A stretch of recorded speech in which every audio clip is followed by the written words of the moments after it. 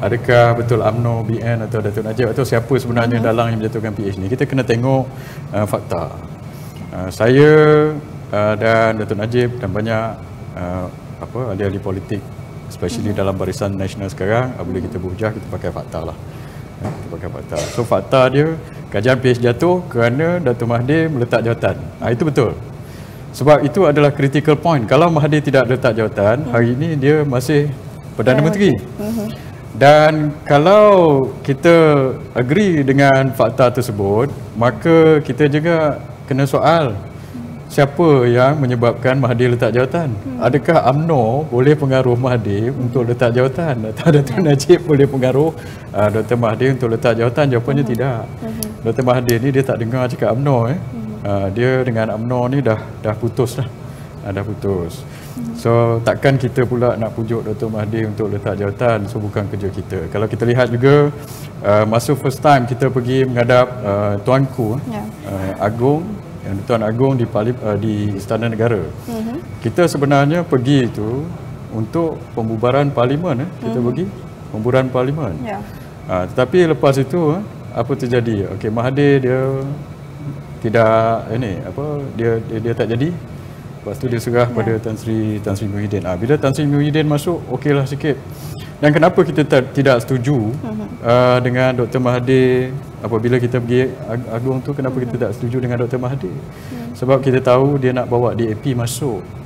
Masa itu dia nak ambil semua dan dia ingin kekalkan DAP dalam kerajaan. Pada kita ini tak boleh lah. Kita nak tukar kerajaan sebab kita tidak mahu menteri-menteri yang tidak perform ini, terutama Menteri Kewangan dan menteri-menteri DAP ini ada dalam kerajaan. Tapi kalau Dr. Mahathir masih nak jadi Perdana Menteri tetapi masih ingin bawa DAP, itu kita tidak setuju. Dan dalang sebenarnya, kalau bagi saya lah, nombor satu, mereka jatuhkan diri mereka sendiri. Dr. Mahathir ni kalau kita tengok sejarah dia telah jatuhkan banyak Perdana Menteri daripada Tunku Abdul Rahman dia jatuhkan, lepas tu Tun Hussein On, Tun Razak meninggal sebelum sempat dijatuhkan oleh Dr. Mahathir. Mungkin selepas tu Pat Lah pun dijatuhkan, lepas itu Datuk Najib. Sekarang saya ingat lepas habis dia jatuhkan Perdana Menteri, dia jadi Perdana Menteri balik. Secara ironinya dia jatuhkan Perdana Menteri ke-7, iaitu dia jatuhkan diri dia sendiri lah sekali. Itu adalah Mahathir. Dan itu dia punya penyebabnya kejatuhan PH, iaitu Mahathir. Tapi dalangnya, kalau nak tanya saya dalang, saya sebut terus nama lah, saya tak nak pusing-pusing. Dalang sebenarnya Anwar Ibrahim.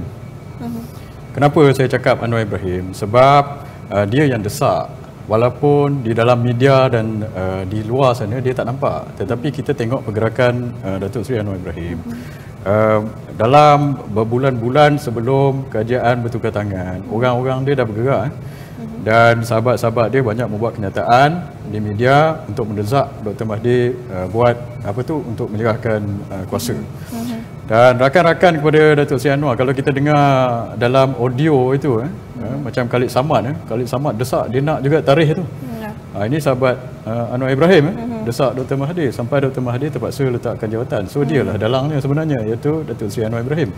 Dan persoalannya kita tanya, kenapa Anwar ni tidak boleh tunggu?